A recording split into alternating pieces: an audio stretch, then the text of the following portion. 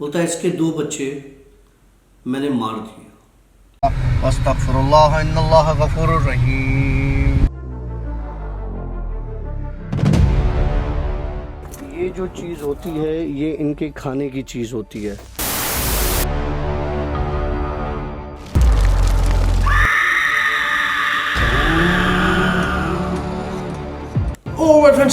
Welcome to the Bhoot show. और the Bhoot show की एक और ख़तरनाक स्टोरी के साथ मैं हूं आशी और हमारे साथ हमारे मौजूद है story teller doctor Kashif. Sir अस्सलाम वालेकुम। वालेकुम अस्सलाम। तबीयत ठीक है? ज़बरदस्त। पहली दफ़ा मिल रहे हैं, मतलब आज के दिन में। सर क्या सुनाएंगे सर? सर राग भैरवी। स्टार्ट। माइक दूँ या बगैर माइक के? बगैर। ओके स्टार्ट करें। एक किस्सा किसी ने शेयर किया था मेरे साथ, मुझे बहुत अच्छा लगा तो सोचा कि मैं आप लोगों के साथ शेयर करता हूँ। एक बंदा था, शादीशुदा था, बच्चे थे। उसको एक आदत हुआ करती थी, वो उसको कोई पसंद आ जाता था तो किसी न किसी तरीके से वो उसे फंसा लेता था। मतलब लड़की की बात? हाँ। ओके। और दोस्ती कर देता था और फिर जो होता है। एक लड़की थी, उसके घर में उसकी 2 बहनें और थी और उसके 2 भाई थे। माँ बाप का इंतकाल हो चुका था। अब उस लड़की के साथ क्या था वो किसी को नहीं पता था। इस बंदे का दिल आ गया उस लड़की का और इसने जो है वो उसके साथ दोस्ती करना चाहिए। उस लड़की ने इनकार किया कि मैं इस तरह की नहीं हूँ, मैं ऐसा कोई रिलेशन नहीं रख सकती। बहरहाल ये पीछे हट गया, लेकिन इसने अपनी अना का मसला बना लिया। ओके। इसने कहा नहीं यार, ये तो ऐसा होना नहीं चाहिए। इसने बार बार कोशिशें की, लड़की ने मना किया। फिर ये आमिल के पास गए, जिस तरह वो काला जादू करते हैं ना। उसको बोला कि यार ये लड़की है और मुझे इस पे तावीज़ करवाना है। हाँ, वो जो आजकल बसों में पोस्टर भी बांट रहे होते हैं ना कि बंगाल का मशहूर जादू, लड़की को अपना बना लें। हाँ। तो इसने क्या किया कि आमिल से बात की, आमिल ने पैसे वैसे लिए और इसको कोई काला जादू वादू करके दे दिया। बहरहाल अच्छा, इत्तेफाक की बात, लड़की पे उस जादू का एज सच कोई ख़ास असर नहीं हुआ, क्योंकि लड़की के साथ कुछ और चीज़ें भी थी। ये परेशान हुआ, इसने बोला मुझे समझ में नहीं आ रहा चक्कर क्या है। लेकिन इसकी बातचीत स्टार्ट हो गई लड़की के साथ। अब क्या हुआ कि बातचीत स्टार्ट हुई तो मिलना जुलना भी स्टार्ट हुआ। इसने धोखे के साथ उस लड़की को अपने घर बुला लिया, मतलब जहाँ कोई नहीं होगा, और इसने उसके साथ कुछ गलत हरकत करने की कोशिश की। हुआ ये कि लड़की ने वहाँ पर जज्बात में आके अपनी इज्जत बचाने के लिए सुसाइड कर लिया। सुसाइड करने के बाद जब इसने देखा ये लड़की तो मर गई, इसने क्या किया, इसकी लाश को बोरी में डाला और जाके एक जगह पे दफना दिया। अब लड़की के भाई और रिश्तेदार ढूंढने में पूरे, लड़की का है। अब लड़की तो मर चुकी है। इतने अरसे में एक छोटा बच्चा इसके घर पे आता है, नॉक करता है। मतलब उस लड़के के घर पे? हाँ, जिसकी वजह से लड़की मरी, उस बंदे के घर पे आके नॉक करता है। इसके अपने बच्चे भी होते हैं, तो इसका बच्चा खोलता है दरवाज़ा, तो बोलता है कि मैं तुम्हारे मोहल्ले में मूव हुआ हूँ, सामने सामने हमारा घर है और मैं यहाँ किसी को नहीं जानता, तो तुम मुझसे दोस्ती करोगे? तो बच्चे होते हैं आपस में खेलने लग जाते हैं। इस तरह से उस बंदे के 4 बच्चे होते हैं। वो चारों इसके साथ खेलते हैं, ये उनके साथ दोस्ती में आ जाता है। हफ्ते के बाद एक बच्चा गायब हो जाता है। ये ढूंढता है, इसको बच्चा नहीं मिलता।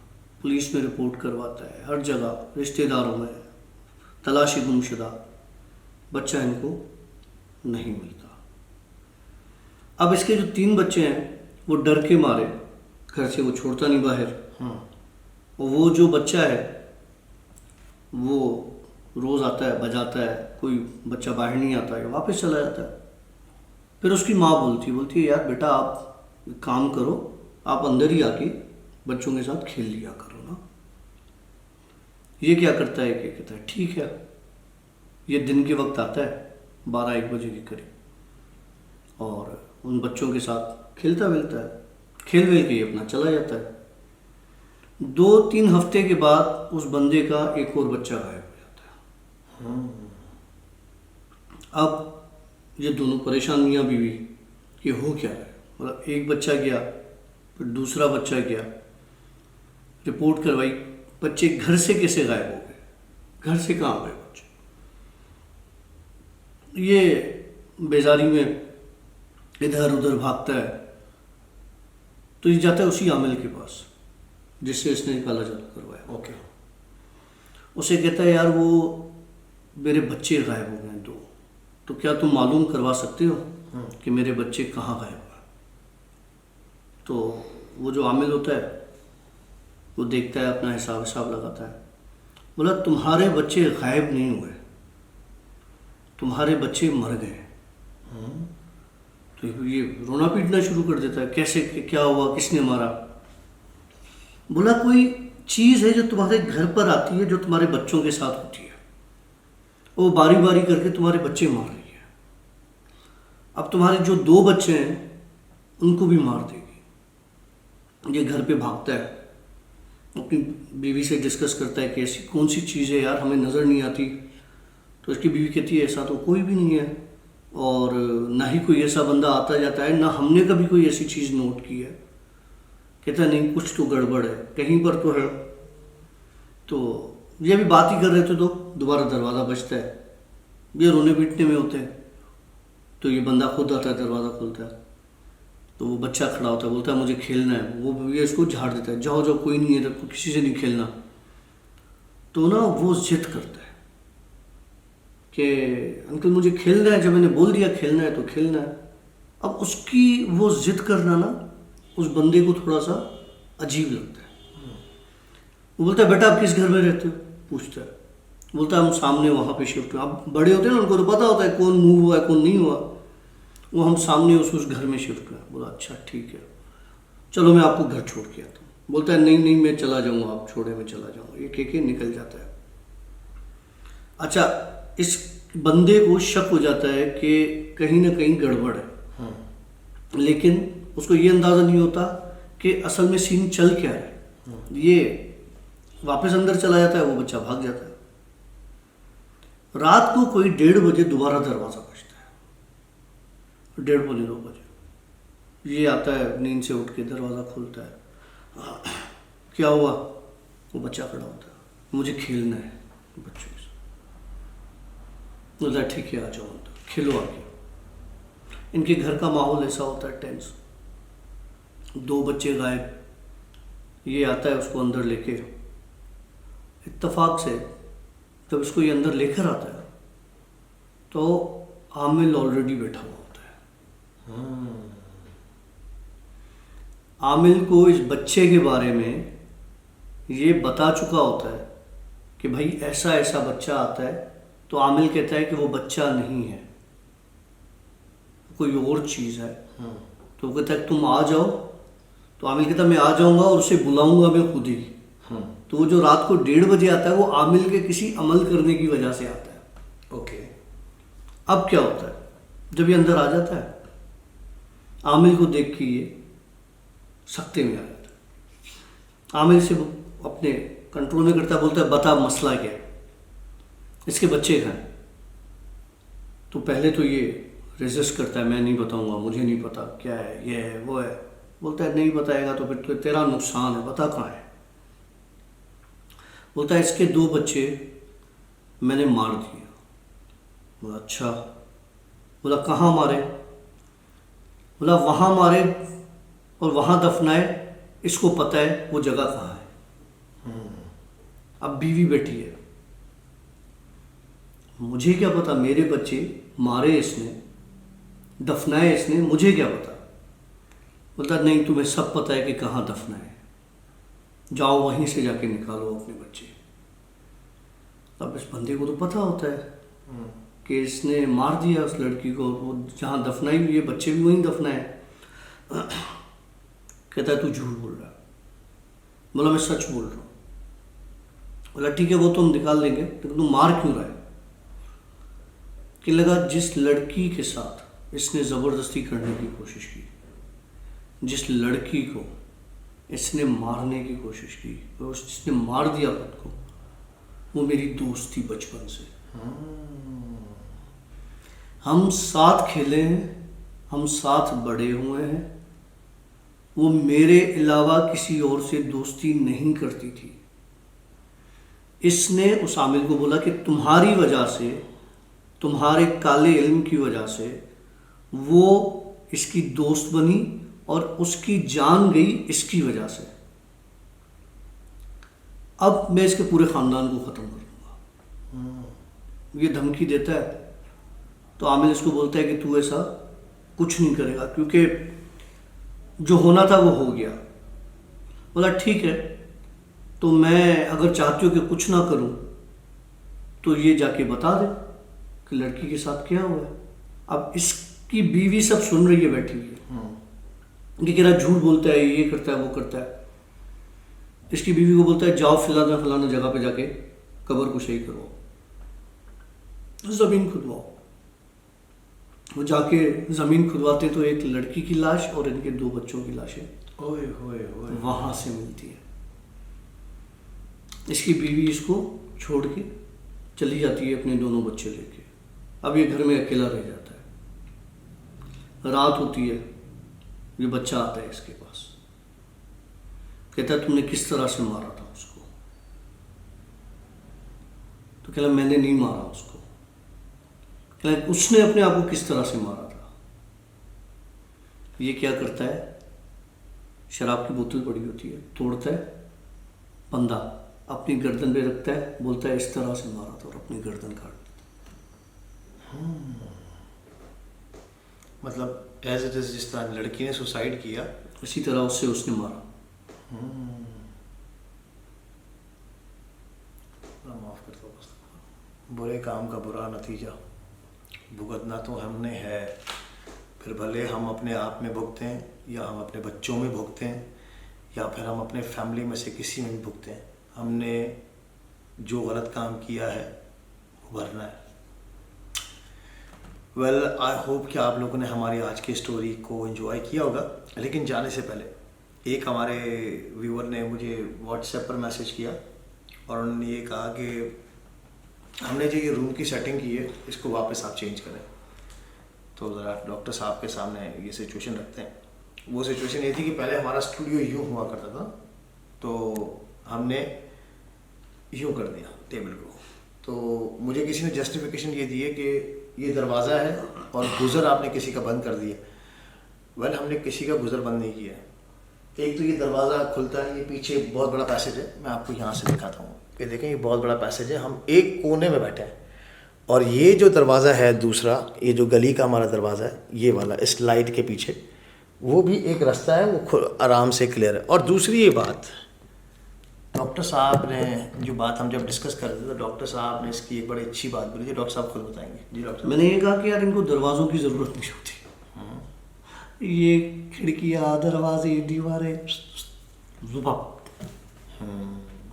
तो ये चीज़ हम ज़रा क्लियर करना चाह रहे थे हमारे व्यूवर्स के साथ। Well thank you very much, आपने अपना कंसर्न दिखाया, वेरी गुड। लेकिन हमने रास्ते ब्लॉक नहीं किए, रास्ते ऑल क्लियर है और सब है। रास्ता हम किसी का बंद नहीं करते। रास्ता ये बाथरूम वाला भी खुला हुआ है जो कि खुद व खुद दरवाज़ा खुल जाता है। ये वाला आपने हमारे बहुत सारे स्टोरियों में देखा भी होगा, ये दरवाज़ा खुद ब खुद खुल जाता है। और साथ में ये जो दरवाज़ा है ये भी बिल्कुल क्लियर है। हमने रास्ता रोका नहीं है। वेल, आप लोगों को हमारा आज की स्टोरी का सेशन कैसा लगा हमें ज़रूर बताइएगा। और अभी हमने कुछ स्टोरीज और रिकॉर्ड करनी है। फ़िलहाल हम आपसे लेंगे इजाज़त। अक्सर लोग ये कहते हैं कि यार अभी तो स्टोरी शुरू हुई थी और ख़त्म हो गई। वेल, मेरे ख़्याल से छोटे छोटे लुकमात रोज़ के लिए ठीक है। अगर हम आपको बड़ा डोज देंगे ना, फिर आप थक जाएंगे कि यार ये तो बोर कर सुन के थक गए। हमारे पास सिंधी में कहते हैं कि मेलो मतल छज्जे, मतलब महफिल जो है ना वो मची हुई हो तो अच्छा ही लगता है, उस वक्त आदमी छोड़ दे। बनस्बत ये कि महफिल बोर कर दे उसके बाद आप जाओ। तो हम महफिल को जो है आप लोगों के हवाले करके, अगर आप लोगों के पास अभी भी टाइम है एंजॉय करना चाहते हैं तो हमारी दूसरी स्टोरीज़ को एंजॉय करें, जो हमारे पास्ट में जो हम स्टोरीज रिकॉर्ड कर चुके पास्ट में, वो देखिए और हमें सपोर्ट कीजिए। जितना हो सके स्टोरीज़ को अपने दोस्तों के साथ शेयर करें और इस चैनल को जो है मैक्सिमम, अगर आप पसंद करें तो मैक्सिमम इस चैनल को सपोर्ट करें। हमारी तरफ से हम लेंगे आप लोगों से यहाँ पर इजाज़त। सिया बाय, अल्लाह हाफ़िज़। अस्तगफिरुल्लाह इन्नल्लाह गफूरुर रहीम। ये जो चीज़ होती है ये इनके खाने की चीज़ होती है।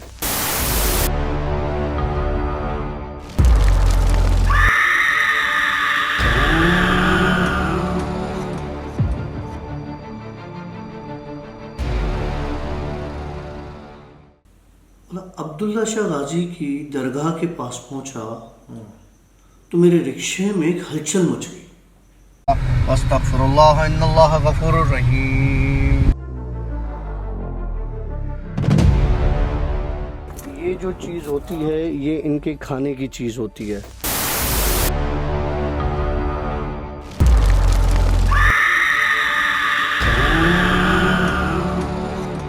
और माय फ्रेंड्स, अस्सलाम वालेकुम, welcome to yet another the Bhoot show. और द भूत शो की एक और सनसनीखेज सस्पेंस से भरी स्टोरी के साथ डॉक्टर काशिफ हमारे साथ यहाँ पे मौजूद है। मैं हूँ आशी और मैं उम्मीद करता हूँ कि आप हमारी स्टोरीज को एंजॉय कर रहे होंगे। अगर एंजॉय कर रहे हैं, इस स्टोरी को भी एंजॉय करेंगे तो थम्स अप जरूर कर लीजिएगा। समझ में न आए तो डिसलाइक जरूर कीजिएगा, हमें कोई एतराज़ नहीं इसमें। वेल डॉक्टर साहब, कैसे मिजाज आपके? ज़बरदस्त। आप सुनाए कैसे? बिल्कुल ठीक ठाक, अलहमदिल्ला। क्या सुनाने जा रहे हैं सर आज? ये रिक्शा में कभी ट्रैवल किया है? बहुत दफ़ा। रात को 2 बजे शायद किया हो। किया होगा यार, इमरजेंसी में बंदा आई था। रिक्शा वाले का एक किस्सा सुनाता हूँ। एक रिक्शा वाला था यार, वो मैंने एक याद है, सॉरी यार। हाँ वो थाईलैंड में किया था हमने, टुक टुक की सवारी, वो भी रिक्शा टुक टुक। हाँ वही यही समझो, इसी तरह का कोई किस्सा है। हाँ, तो वो बड़ा मज़ेदार था, एंटरटेनिंग था। और मज़े की बात, जब आप थाईलैंड वगैरह जो नहीं गए तो उनके लिए एक छोटा सा तोहफा वो ये कि जब आप थाईलैंड जाओगे तो वहाँ पर आप टुक टुक की सवारी करें।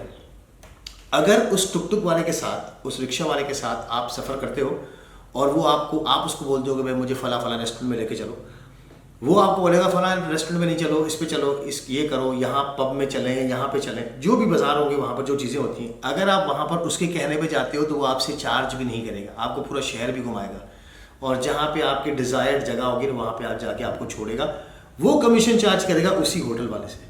तो ये हैं थाईलैंड के लश्के टश्के। और भी बहुत से। कौन से मसलन? थाईलैंड नहीं गया था? नहीं, अच्छा। मैं फैमिली के साथ गया था, बीवी के साथ। तब एक बच्ची हुआ करती थी उसके साथ, तो मतलब हम 3 जने गए थे साथ। हाँ, तो गलत मत सोचिएगा जी। अच्छा। कराची में क्लिफ्टन ब्रिज है। क्लिफ्टन ब्रिज से पहले एक वो हॉन्टेड बिल्डिंग है जो ट्रैफिक सिग्नल है और राइट साइड पे एक हॉन्टेड बिल्डिंग है। इस तरफ आपका फेयर हॉल है और उस तरफ आपकी, जिसका हमने एक व्लॉग भी बनाया था जी। अक्सर वहाँ पर कॉर्नर पर एक रिक्शे वाला आकर खड़ा हुआ करता था। मतलब उसी बिल्डिंग के उसी बिल्डिंग के कॉर्नर। ओके, जो सालों से बंद है। बंद है, वहाँ पे ना कोई आता है ना कोई जाता है। उसके कॉर्नर पर जो रास्ता मेरियट को जा रहा है वहाँ पर वो आके खड़ा हुआ करता था। रात के 12 बजे 1 बजे वो रिक्शे वाला वहाँ रिक्शा पार्क करता था अपना, तो वहीं पर बैठा रहता था। उससे एक सवारी मिलती थी रोज़ाना रात को। ओके। वो पर्टिकुलर उस सवारी को उठाता था और जहाँ वो सवारी जाती थी वहाँ ले जाता था उसको, लेकिन डिपेंड करता था उस सवारी पर कि वो किस टाइम पर आती है इसके पास। ओके। मुझे एक किस्सा उस रिक्शे वाले ने बताया। मतलब रिक्शा वाला जिंदा है? रिक्शे वाला बंदा है। कहता है कि डॉक्टर साहब मैं एक रात को सवारी उतार के और घर की तरफ जा रहा था। तकरीबन कोई 3 साढ़े 3 बजे होंगे। मुझे एक औरत ने हाथ दिया, क्योंकि रास्ता है, सन्नाटा है, और मुझे लगा कि कोई पैदल निकली होगी तो जाना होगा कहीं पे। मुझे हाथ दिया, मैंने रिक्शा रोका तो कहने लगा कि आप मुझे जो है ना सी साइड की तरफ उतार दें। ओके। बीच पर उतार दें, सी व्यू पर उतार दें। तो इसने कहा कि इतनी रात को सी व्यू पर? बोला नहीं नहीं, मुझे सी व्यू पे नहीं जाना, वहीं पे करीब घर है वहाँ जाना। ठीक है, सही है। वो रिक्शा में इसके साथ बैठ गई। इसने अपनी रिक्शा स्टार्ट की और चलाना शुरू किया। काशी भाई, क्लिफ्टन ब्रिज मेरे लिए ऐसा हो गया था रिक्शा चलाना जैसे मैं कोई 1 घंटे से रिक्शा चला रहा हूँ। बोला वो मेरा रिक्शा इतनी स्पीड कम थी उसकी, मैं जितनी स्पीड पकड़ूं मेरा रिक्शा उतना ही धीमी रफ्तार। मुझे लगा कि कहीं कोई टायर वायर में चीज़ अटकी हुई है। मैंने रिक्शा ब्रिज के पास साइड पर लगाया, उतर के गाड़ी के टायर वायर चेक किए। रिक्शा के टायर बिल्कुल सही थे, हवा भी सही थी। तो रिक्शा खिंच रहा था, एक वज़न था उस पर जो अपना उठा नहीं रहा था, स्पीड नहीं उठा रहा था। बोला जैसे तैसे करके क्लिफ्टन ब्रिज क्रॉस किया, गल्फ के सिग्नल पर पहुंचा तो मेरे रिक्शा का टायर एक धमाके के साथ बस्ट हुआ, फट गया। ओके। अच्छा, तो वो रिक्शा डिसबैलेंस हुआ। मैंने साइड भी लगाया, मैंने उनको बोला यार सॉरी, वो ये हो गया वो हो गया। उसने बोला कोई बात नहीं, आप देख लो। बोला मैंने उनको बोला आप थोड़ा नीचे उतर के खड़ी हो जाए, मुझे टायर चेंज करना है और इस तरह से ना। तो वो मोहतरमा नीचे उतर गई। अब रात के 3 साढ़े 3 बज रहे, रिक्शा का टायर किराए में चेंज कर रहा हूँ। बोले एक अजीब सी एक स्मेल आई मुझे। आसपास तो कुछ है नहीं, और सिग्नल पर ट्रैफिक पुलिस वाले भी अंदर बैठे हुए होते हैं, तो वहाँ भी मुझे कोई नहीं नज़र आ रहा। मैंने इस तरफ अपनी गाड़ी खड़ी की हुई है। बहरहाल मैंने टायर चेंज किया, उनको बिठाया, मैंने कहा बैठे, निकल गया। अब्दुल्ला शाह गाजी की दरगाह के पास पहुंचा तो मेरे रिक्शे में एक हलचल मच गई। हलचल इस तरह की कि मेरा लिटरली रिक्शा रोड पे ऐसे होने लगा।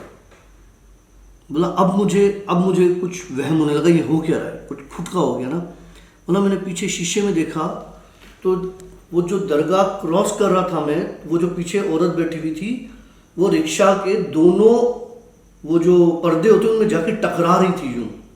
बोला रास्ता सीधा और ऐसा लग रहा था कोई उसे झंझोड़ के मार रहा है, टकरा रहा है। बोला मैंने रिक्शा भगाई, जैसे ही दरगाह क्रॉस की वो औरत बिल्कुल सीधी होके नॉर्मल लेके बैठ गई। ओके। बोला अब मेरे हाथ पांव फूल गए, ये क्या चक्कर है, मुझे समझ में नहीं आ रहा। बोला मैंने उसको बोला अब ठीक है, क्या हुआ? बोला उसकी आवाज़ इतनी ख़तरनाक थी, उसने मुझे बोला खामोशी से रिक्शा चलो। बोला अब मैं चुप हो गया।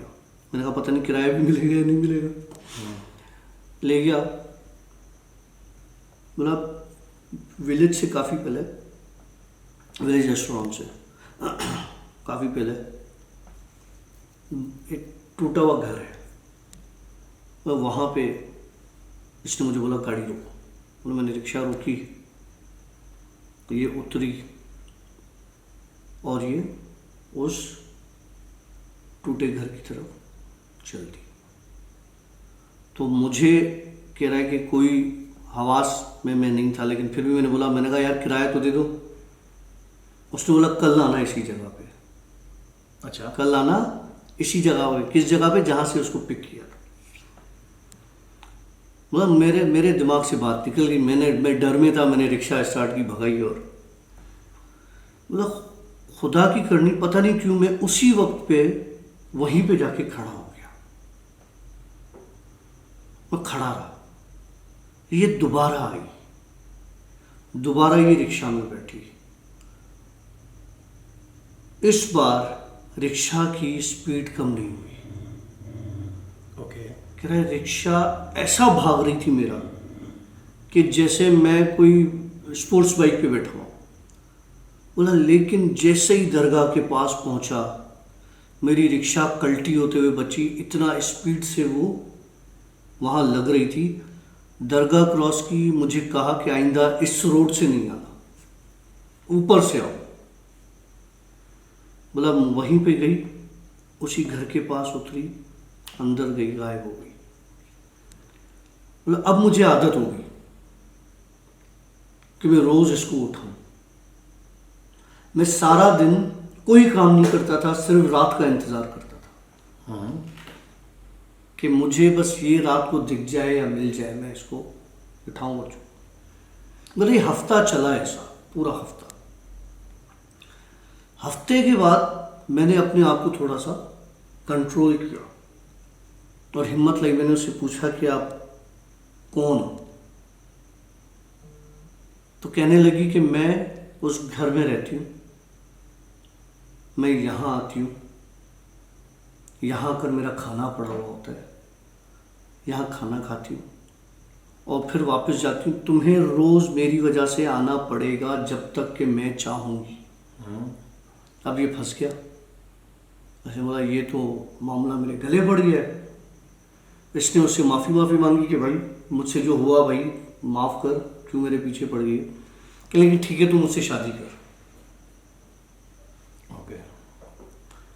अब कहने लगा मैं रिक्शा वाला इंसान, वो कोई और मखलूक, शादी कैसे? उसने बोला अगर तू मुझसे शादी नहीं कर सकता तो तुझे ये गुलामी करनी पड़ेगी। ओके। कि लगा मैंने उस वक्त तो हामी भरी इसको। बोला मैं 1-2 महीने डेली उसी रूट पे आता जाता रहा। फिर तंग आके मैं किसी की मदद के लिए पहुंच गया होता। तो मुझे किसी ने कहा कि अब्दुल्ला शाह गाजी पर जाओ, जहाँ पे इसको ये सज़ा मिलती है, इस तरह से जो भी होता है, वहाँ जाके रिक्शा रोक दो। ओके, ताकि वहीं पे पटक पटक के मर जाए। हाँ, रिक्शा उठाओ, इसको उठाओ और दरगाह के अंदर ले जाओ और वहीं जाके रोक दो। इसने क्या किया, इसने बिठाया उसको, बोला मैं आज तुझसे शादी करूँगा। मेरी जान छूट जाएगी तुझसे। वो इसकी बातों में आ गई कि ये मुझसे शादी करेगा। बोला कि शादी मेरी मर्जी की जगह पर होगी। बोला जहाँ तू बोलेगा वहाँ शादी होगी। ये ले गया सीधा, जैसी दरगाह आई इसको धक्के लगना शुरू किए। इसने रिक्शा घुमाई पार्किंग की तरफ, दरगाह की सीधा ऊपर। बोला लिटरली मेरी रिक्शा कल्टी हो गई। उसको कोई इतना नुकसान हुआ कि वो मेरे रिक्शा से ही गायब हो गई।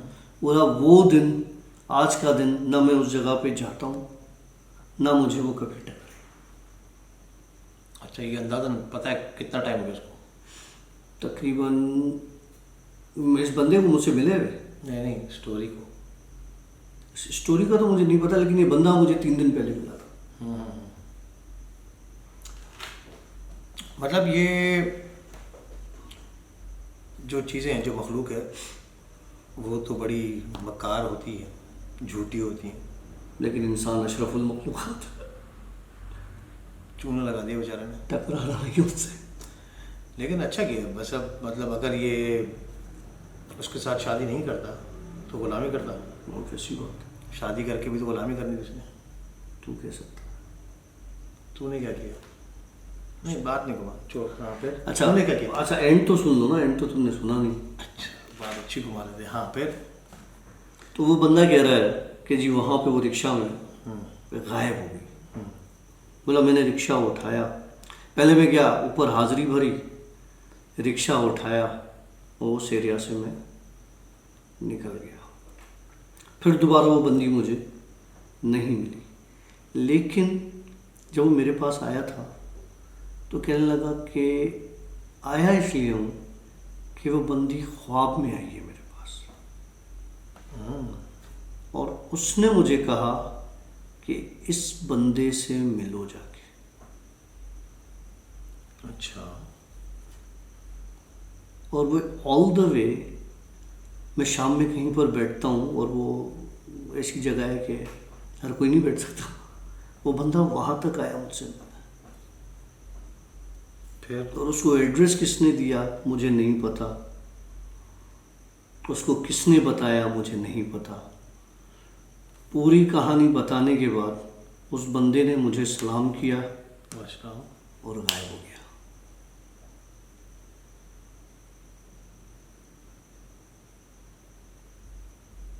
अच्छा।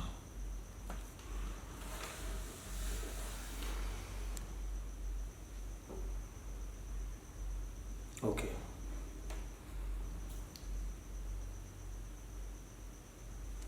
ऑलराइट फ्रेंड्स, तो मैं उम्मीद करता हूँ आप लोगों ने स्टोरी को एंजॉय किया होगा। सवाल आ रहे होंगे कि रिक्शा वाला कहाँ गायब हो गया, कैसे गायब हो गया। भाई वो रिक्शा वाला मरा हुआ था, उसका हमजाद था जो डॉक्टर साहब को अपनी स्टोरी सुना के गया। वो रिक्शा वाला उसी दिन मरा था जिस दिन वो औरत मर गई थी, जिस दिन उसका एक्सीडेंट हुआ था। पलटी हो। देखिए कुछ स्टोरीज हम भी समझ लेते हैं, समझ जाया करें। फिलहाल हम आपसे लेंगे इजाज़त और इंशाल्लाह मिलेंगे अब कल एक और स्टोरी के साथ। हमारी तरफ से सिया बाय, अल्लाह हाफ़िज़। अरे हाँ, जाने से पहले हमारा जो इंशाल्लाह बहुत जल्दी एक वीडियो में फेंकने वाला हूँ, उसमें हमारे एक पैरानॉर्मल एक्टिविस्ट है हमारे अमेरिका से, उन्होंने एक मैसेज भेजा है, वो मैं आपके साथ शेयर करूँ, वो ज़रूर देखिएगा इस वीक इंशाल्लाह। सिया बाय, अल्लाह हाफ़िज़। अस्तगफिरुल्लाह इन्नल्लाह गफूरुर रहीम। ये जो चीज़ होती है ये इनके खाने की चीज़ होती है।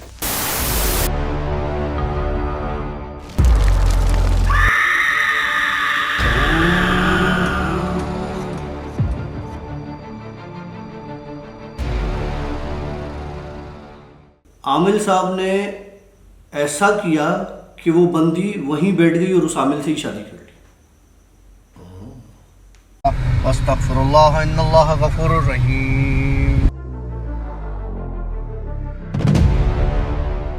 ये जो चीज़ होती है ये इनके खाने की चीज़ होती है।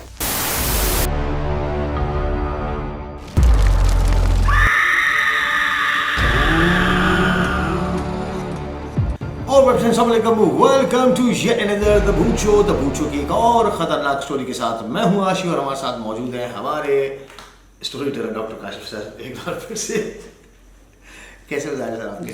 सब ठीक है? आप लोग चौथी बार सही हो? हाँ, आप लोग सब कैसे हैं? ठीक ठाक है? मैं उम्मीद करता हूँ आप लोग बिल्कुल मस्त होंगे, हेडफोन्स लगा के फुल माहौल बना के स्टोरीज को एंजॉय कर रहे होंगे। इसी तरह खुश रहें, हमारी दुआएं आपके साथ हैं।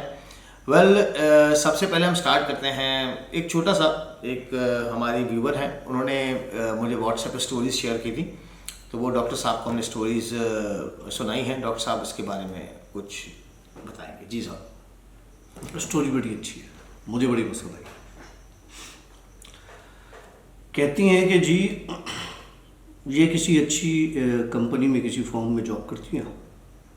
एक दिन हुआ ये कि ये अपने कपड़े वपड़े वॉश कर रहे थे, तो इनको फील हुआ कि किसी ने इनको पकड़ के और घुमाया है। लाइक किसी ने इनको ज़ोर से घुमाया और ये घूम के नीचे ज़मीन पर गिरी है, और इनको चक्कर वक्कर आया, इनको फील हुआ, तबीयत इनकी ख़राब होने लग गई। फिर इनको ले गए किसी हॉस्पिटल। अच्छा, हॉस्पिटल ले गए तो कहने लगी कि वही मेरे अंदर एक भारीपन और एक अजीब सी कैफियत, मुझे समझ में ना आए क्या हो रहा है। डॉक्टर ने मेडिसिन दी, घर आ गए। अच्छा, उसके बाद इन्होंने, कहती है कि हम खाने वाने पे बैठे हुए थे, तो इनको ऐसा फील हुआ कि कोई चीज़ इनकी बॉडी में एंटर हुई है और इनकी पूरी बॉडी को एक किस्म से कंट्रोल कर लिया और ये वहाँ पर बेहोश होकर गिर गई। दोबारा इनको इनके भाई, इनके कुलीग्स वगैरह जो भी थे वो इनको ले गए हॉस्पिटल। बॉडी बता रही है कि इनकी सूज गई थी, इनके हाथ वाथ सूज गए थे, वहाँ पर बेहोश हो गई थी। इन्होंने जो है वो दुरूद वगैरह और इस तरह आयतें वगैरह पढ़ना शुरू की थी। तो कहते हैं कि जब कहने लगी कि मेरे हाथ वाथ सूजे हुए, तो उनको स्टाफ ने और उन्होंने बताया कि जी आपने तो काफ़ी इधर शोर शराबा मचाया है और लड़ाई वड़ाई की है, आपके जो है हमने हाथ वाथ पकड़े हैं, ये आपने ड्रिप खींच के निकाली है कुछ इस तरह से। अच्छा, मतलब उनको सेंसेस में सेंसेस उनको याद ही नहीं था कि उन्होंने क्या ओके किया। ओके।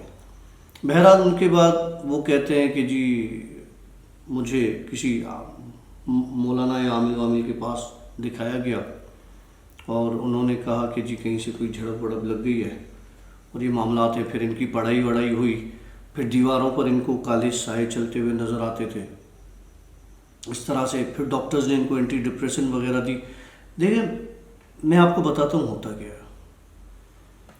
जब कोई चीज़ आपके ऊपर इस तरह से अटैक करती है, साइंस अब मानती है इस चीज़ को। बीइंग अ मुस्लिम हम तो इन चीज़ों को मानते हैं, लेकिन आप अगर किसी डॉक्टर के पास जाएंगे ना, जो साइकेट्रिस्ट होगा, अच्छा वो इसको कहेगा कि ये नफ्सियाती बीमारी है।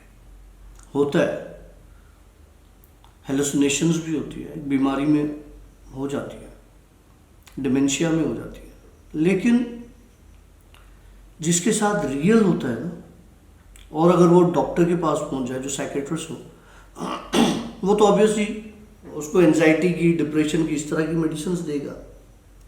इनको भी इसी तरह की मेडिसिन दी गई और बाद में इनका इलाज भी चलता रहा। खैर बहरहाल अब तो कहती मैं ठीक हूँ, लेकिन अगर खुदा न खास्ता ऐसा किसी के साथ होता है तो आप सिर्फ डॉक्टर पर ही डिपेंड ना किया करें।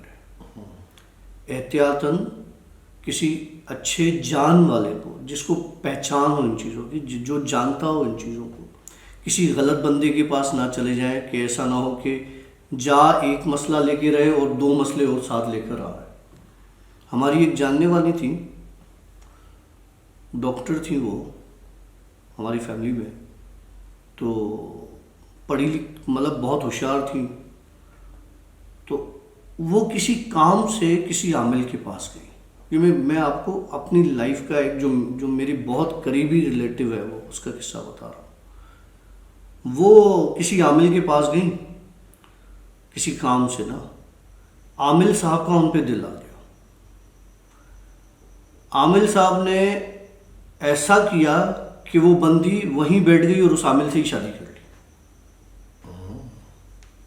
तो ऐसा ना हो, सही बंदे के पास जाना चाहिए कि आप जाए एक काम से रहें और दो मसले और गले ले आए। उसके बाद उस बेचारी को घर वालों ने भी छोड़ दिया और ये वो अच्छी खासी मतलब पढ़ी लिखी लड़की, और वहाँ पे वो आमिल के साथ वो अपना हुलिया बिगाड़ के और उधर ही बैठ गई। मतलब दुख होता है। अच्छा, उस मज़े की बात, उस आमिल ने सारी ज़िंदगी ना बात करने की, ना बोलने की कोई कसम ली है।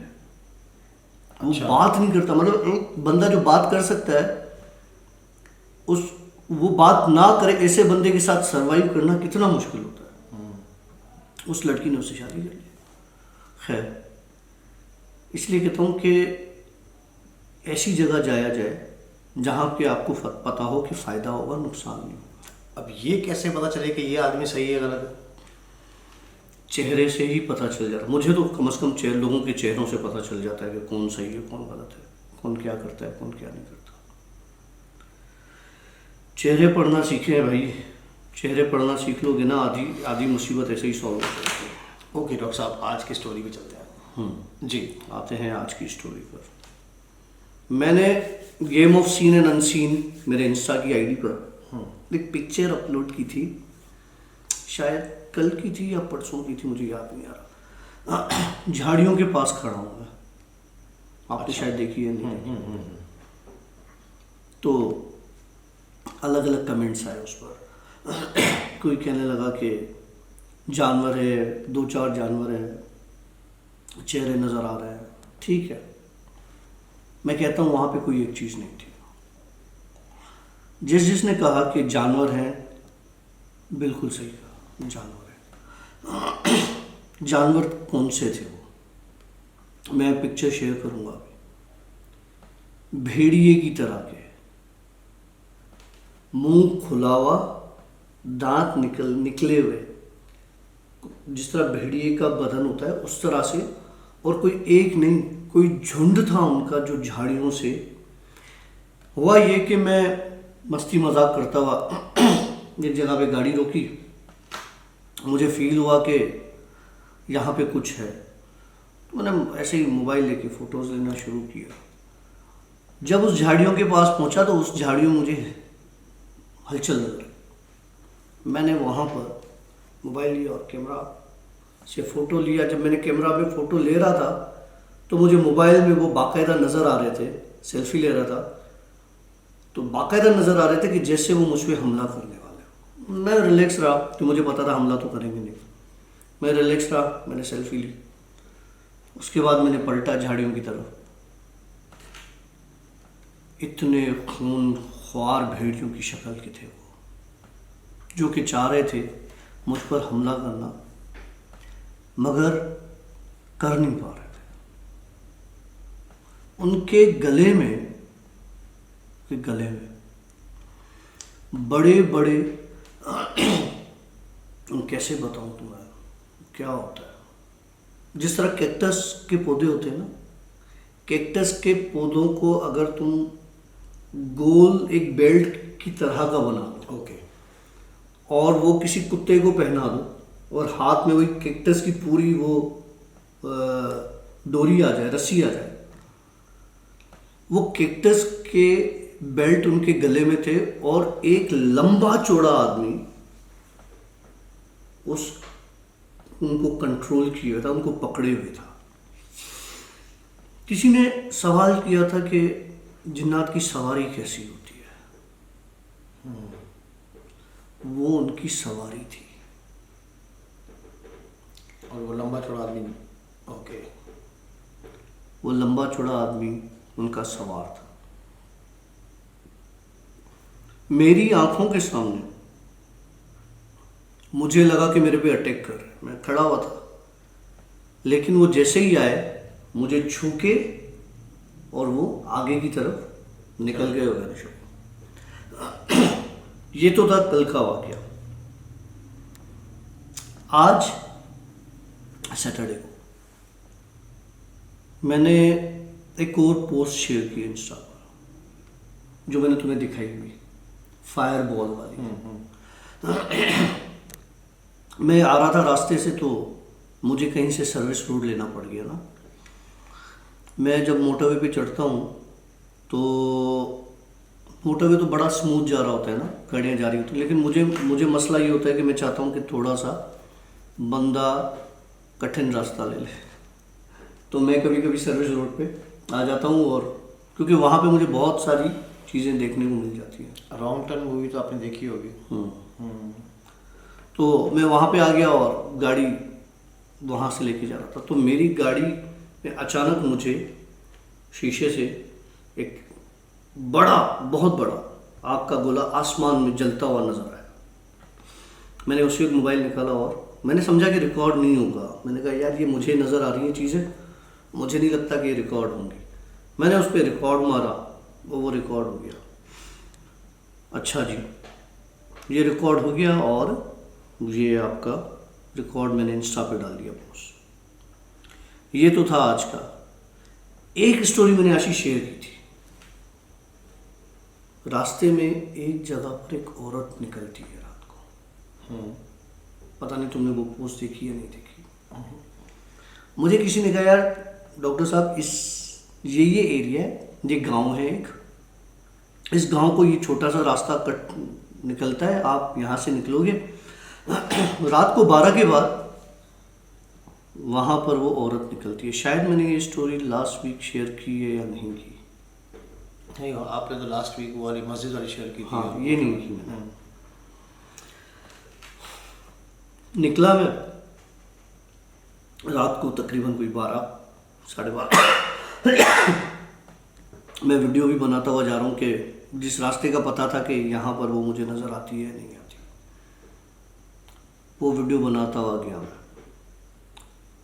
और जहाँ के लिए मुझे कहा गया था उसी जगह पर सफ़ेद कपड़ों में एक लंबी औरत खड़ी हुई थी, जिसकी पीठ थी, चेहरा नहीं था, पीठ थी उस तरफ, और लंबे काले बाल।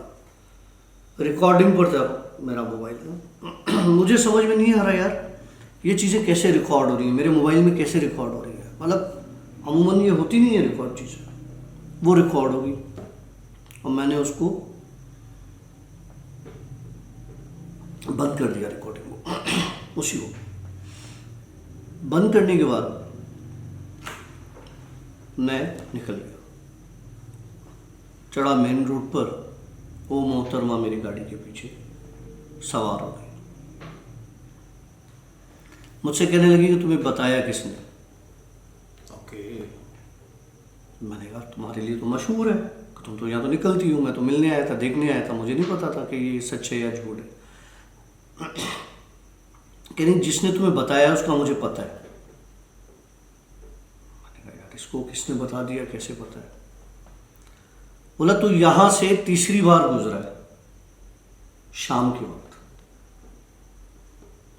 मैं यहां आती हूं रात को, तो कह रही जिसने तुम्हें बताया है ना उसको मैंने भेजा था ओके, इनविटेशन। कि ये आएगा, इसको बताओ। तो इसको नजर आता हो गया, किस्सा खत्म। यहाँ पे ये बात हुई, खत्म। मैं घर गया, दूसरी रात को वो मोहतरमा घर पे? मेरे घर पे थी। इसके आगे मैं नहीं बता सकता। बता दे यार। नहीं, बस इतना काफ़ी है। यार ये तो बेमानी है। नहीं ये बहुत सही है, इतना सही है। बताना क्या हुआ था? बच्चों कुछ नहीं हुआ था, क्या हुआ? बताना। कुछ नहीं हुआ था भाई, वो मेरे घर पर आई, सलाम दुआ हुई और वो चली गई बस। कुछ चीजें रहने दिया करिए। बता बच्चे बताना क्या रोमांस? कुछ नहीं भाई, क्या चल रहा है आपके साथ? अबे तू बता ना क्या हुआ था? कुछ नहीं हुआ था, खाना पीना हुआ और बस वो चली गई, और क्या हुआ? तो इसमें छुपाने लगी क्या बात है? कॉल पहले बता देता फिर। सही। पता ना फिर क्या हुआ? अरे यही हुआ था यार, क्या हुआ था?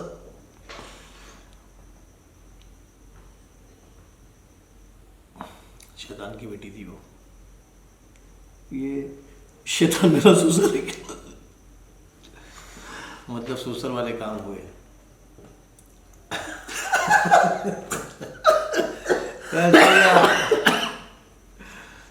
श्रिया पवाइला हामिस।